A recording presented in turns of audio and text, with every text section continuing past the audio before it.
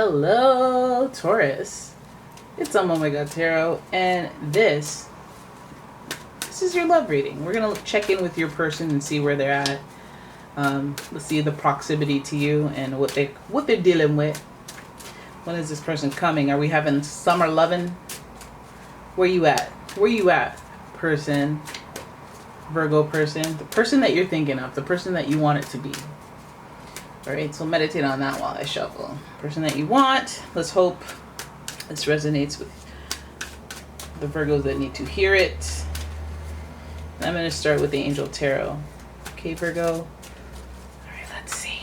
If you'd like your own personal reading, check out the description. There's a link to my website for personal readings. That's where we're starting. We're starting at a stalemate, baby. We're starting at it's been nothing. There's been no movement, no traction, nothing. Two of Swords in reverse. Uncertainty. This is about being between a rock and a hard place with this person. I don't know if you guys are stuck in one state, like, stuck in the talking stage, stuck in the I'll message you, okay, I message you back. Oh crap, it's been 2 weeks. Wait. We're like stuck in like this push and pull at equal levels. I'm trying to talk to you. Sometimes you respond. And then sometimes when I stop talking to you, then you start talking, and it's just like we're not getting anywhere. Especially communication-wise, because this is a Swords card. Air signs usually are the communicators, the intellects. This is in reverse, so we know that this is a known or open issue. It's a small thing. Our communication not so good. We're kind of stuck at where we're at. Then we see, who's this? The Four of Wands in reverse. I feel like there's someone, either you or this other person, feeling the love, feeling the commitment, feeling the potential of this relationship. We do see the duality with the twos. That is that duo pair relationship type number. Then we have 4, which is a twin flames number. There's some connection that is a stable fire. Stable fire, you know that. You know that bread toasty. You know that's a warm home. A happy home. Right, the Four of Wands is giving that freedom, being committed to someone but still feeling free, feeling happy, feeling open. It's like an elation when you meet this person that seems to be the twin flame. So this is also it speaks to marriage as well. So I feel like this person is more of a significant connection than your typical person. I feel like this card was in reverse actually. So it feels like there's something that may be in, I guess, like the separation, the parts that we don't love, the delay of the celebration of this marriage connection, twin flame energy, happy home, happy household type energy with the Four of Wands. I feel like there's a delay to that, or there's some sort of interruption with this person. So again, that's another bit of a stalemate kind of thing, like where there's like a little bit of a bloop in our love story, a little bit of a pause for a second in our love story. And some of you might be wondering, hey, is this pause going to go on for much longer? Is this pause going to turn into anything? Is this like, what is this? What is the meaning of this foolishness? We already have some divine connection and allow things to unfold naturally energy, which is nice. Then we have, who's this? The Wheel of Fortune. See, boom. This is what we were looking for. The Angel of Destiny. We needed the signs that there is something otherworldly. There's something in the blueprint. There's something in the love story of it all that involves this needing to have a wait time. We're waiting. We're at a stalemate, but you know what? What is a stalemate to me may be progress, a slow progression to my soulmate, my twin flame. The Wheel of Fortune will give us Jupiter energy, growth, expansion, luck. Of course, yes, being the Angel of Destiny, this is a major arcana card. This is also a bigger theme. So we have to really consider the possibilities of miracles, the possibilities of things changing rapidly and randomly. At any moment, things can be different. Any day, things can be just drastically different. Things can change. And being open to the idea that surprises and miracles and random shifts that'll shift us from no movement, no traction, stalemate, separation, to randomly we're planning vacations. And, that possibility needs to be alive and well and open in your mind. It's a big theme. It may be a lesson that you learn from this situation with this person, that you wait a long time for them and then they come back ablazing, or maybe being patient where you would have been very like, let me message you, run you down 5 million times, Let me check on where you're going, what you're doing. Maybe you were that type in a certain relationship. Maybe with this person, you're so not doing that and you notice the results of it. Maybe you notice what it takes to calm down, or whatever eureka, whatever surprise you have coming with the Wheel of Fortune it's expansive, and that does speak to your knowledge, your wisdom of things in life, relationships in life, especially twin flame relationships. Maybe you're like, you know what? I let you go. I commit to letting you go, and that's it. And then they come back with flowers, and you're like, oh my God, wow, that's how the universe works. That's it. I'm gonna be super chill about a lot of things I want, because why am I trying to stress when I know how this works? So, I feel like there's some luck involved here. We've got the Eight of Swords. This is restriction. This is self-limitation, self-belief limitation. And I feel like this is something that, again, wisdom grows, expansion grows.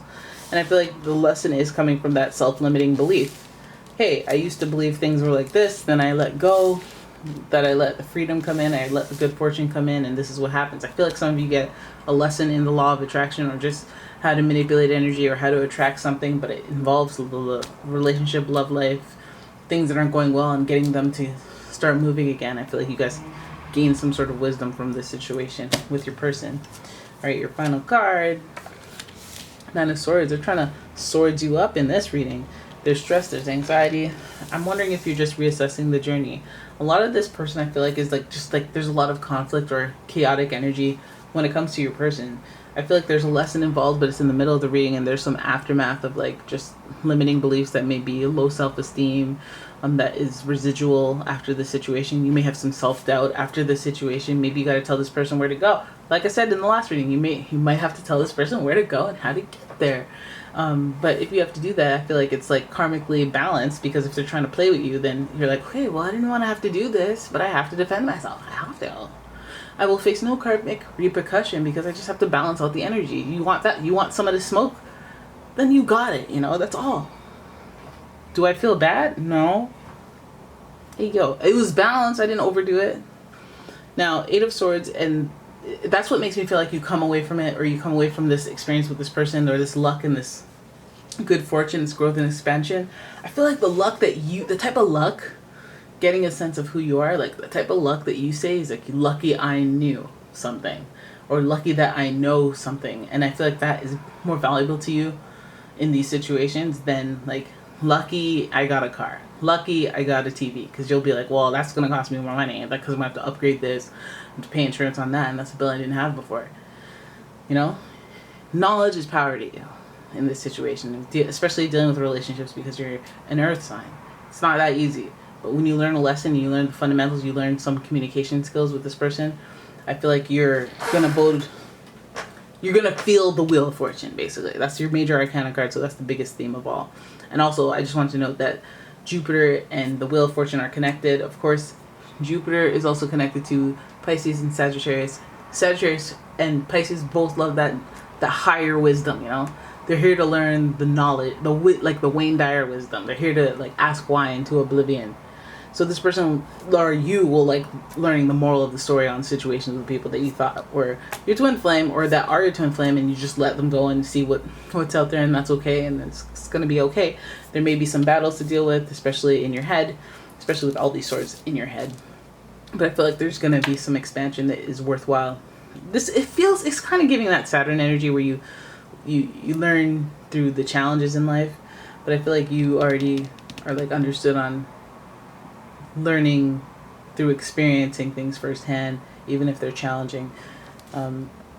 This twin flame card, the Four of Wands, is it's the thing that gets me. It's like, maybe it's a hard lesson in love. It's a hard lesson in love. Like, I would never forgive this, but because you feel love, maybe and not desperation type love, like, it's a hard, bitter pill to swallow, to forgive, or to get through a very rough situation where mans are butting heads, but like, I feel like between the 8 and 9 of Swords, it's a lot of stress. That's 8 of Swords is giving us a little bit of that not self-sabotage, but like, you're hurting yourself by the way you think about yourself. So that'll fall into some depression stuff. But it's a lot of just limiting beliefs is the gist of it. And then whereas the Nine of Swords is giving us like the anxiety, like wake you up in bed anxiety. So I feel like this is a stressful situation that you may gain wisdom and character and good fortune from, but there's some blowback after. A little bit of blowback after with this person. So I feel like this is a kind of you may in the grander scheme of things appreciate it, but this don't look too fun, Somebody that you care about deeply, and then there's all these swords, like maybe arguments, conversations, mind games with this person, maybe communication more than anything, because like where is you at? Like we're doing a lot of talking, so it might even be online relationship, long distance relationship. Four of Wands, it may feel like meant to be stuff, but on paper this person gives you a lot of stress, anxiety. This person makes you not feel trapped. You could feel trapped, but you might feel restricted and know that you're fully capable of walking away, but just not. It feels like the situation you're like trying to hold out for something positive, and it may be a little bit of a negative situation where all around you tells you that walk away, but you feel like you put a lot of the stress on yourself because of the way that you think. That this person, if anything, puts like they're in your head is where they're at, and it's not necessarily because they're taking any specific action to hurt you. Maybe you think about them a lot because nothing's going on, so then it leaves your imagination to go to a destructive place, or a place that just can't move forward. Oh, my eye. Jeez. Let me pull some of them astrology cards. Who you dealing with? Knew it was an air sign. Kind of thought it was Gemini with all the swords. So chatty patty up in here. The energy is communicative, mischievous, lively, witty, and informative. Stimulating exchanges possible. Person may be exciting, but they may be really good at talking their way out of situations that lead you into repetitive situations. That may give you some stress. Oh my gosh, then we have Libra, more air energy. And this energy is diplomatic and gracious. It seeks harmony and balance in relationships. Not harmony and harmonic and balanced relationships, but harmony in them. So I want to have peace, whether we need to take a break and not talk so there isn't fighting. Like I need to have peace and harmony, so I'll say whatever. I might lie. And that might send your head spinning if you find out. You might just want to limit what you know about them. Like maybe you feel like, what? I don't want to know because you know what? And if you have to do that, that's questionable. That's sus. Nine of Swords is kind of sus too. Having anxiety about this person, thinking about them. Like when you think about them, it should be like really hot and heavy dreams, not like stressed out. Finally, we have Pisces energy. And the energy is wistful, endlessly loving, compassionate, and forgiving. It confuses and softens resolve. Well, have you dealt with a Pisces? Have you ever dealt with a Pisces? Because then you know what type of thing you're dealing with. Very sensitive, very emotional, hopeless romantic, so they're thinking they're going to fight their way into a happy ending type thing. Two of Swords is going to have a stalemate. Opposite Pisces, we have that Libra energy, which is opposite, it's a scale, so it's opposing. We have Gemini, the twins in here, so we have like duality there. And then we have Pisces, the fish swimming in both directions. But not only that, that's your polar opposite sign. So I feel like this person that we're talking about has some sort of opposing quality to you, or you have opposition with them. And it stresses you out. Might be a dose of destiny where they come thundering back. Or you just learn a bigger lesson from this person. Just learn a big, broad lesson, and it's painful. Maybe long. There may be some indecision. There may be some destiny involved where you're either destined to learn through this person and never see them again, or you learn to forgive based on what you have to forgive with this person. And it's not hard. That's the destiny. That's the destonic part of it. Destonic, is that a word? I gotta look that up. But no, it feels like this person is very significant. And even if it means that, it doesn't mean that they're significant in your life, action-wise, it may be in the effect that they have on you is so significant because they get in your head. and they lead you to a little bit of, they could lead you to a little self-sabotage. They could feel like you could feel limited in your head, not live up to your potential because of this, maybe even some of the things this person has said to you in the past that you haven't forgotten. Like, you are dumb. And you're like, you know what? I made that a core belief. I can't shake it. I can't shake it. I will forever think about this person as like the person that made me think I was actually dumb. Or, you know, this person gives you stress because they're so unpredictable, or you're nervous about them. They just get you in your head a lot, and it's a stressful place. Maybe you dream about them and you're like, oh, I don't want another nightmare about this person. It feels stressfully. And then Pisces makes it more dreamy, like they're up in your dreams, like they live there, like they pay rent there. Yeah, the Two of Swords, I feel like both of you would probably have some duality with this, so maybe they're experiencing the same, and it kind of keeps you at a stalemate of growth. But I feel like there's an overall lesson to your dynamic with them. Maybe are you missing it? Are you missing it? Is it getting up in your dreams? Are you missing the lesson? You know, are you having them school lessons where you have to repeat a course? That means you might be missing the lesson, but there's growth, there's expansion, there's luck, there's movement, there's traction when it comes to you and this person, even if it's like a little painful at first. Maybe the traction, the movement is those like triggering dreams before we get some real action. But I think the realization of that Four of Wands energy, that they might have had a deeper and destiny-based connection to you, to your luck, to your good fortune. Maybe you think of them every time you get lucky. Maybe, you know, because of what you learned from them that one time made you answer that puzzle that made you got you to win $500 at that fair. You know, it's like little things like that where you notice about this person. Some would call it driftwood for them coming back into your life, but I still feel like that too, of this uncertainty, this indecision with this person. I feel like both of you still kind of maybe think the same. Like there's an overarching moral of the story with this person, but I think that you guys are both still in like we butt heads, you know. Us to get along, we have to be on our best behavior. And yeah, that's, you know, drop in the pen. Don't even worry about all these swords. What? Swords? Get out of here. They're great. They're great. Alright, so there it is. That is your reading. I hope you guys enjoyed it. If you did, please give the video a thumbs up and subscribe to my channel. Leave a comment, share the video. And if you'd like your own personal reading, check out the website. There's a link in the description, as well as a link to my Etsy shop where I sell all sorts of candles and home fragrances. You can have a look at that.